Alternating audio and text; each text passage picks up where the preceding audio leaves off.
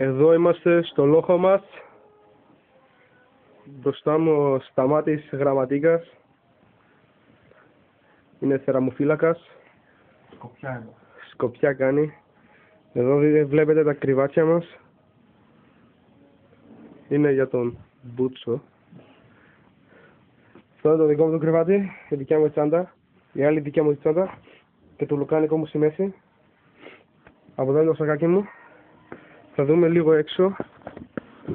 Οι άλλοι κάνουν παρέλαση.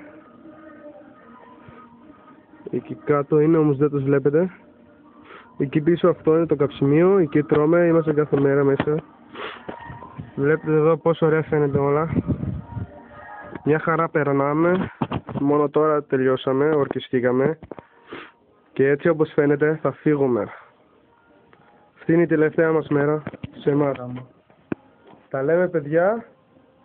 Εγώ είμαι στρατόπεδο πεζικού Ιάσεως Ιάννης 09 ΑΕΣΟ. Τα λέμε.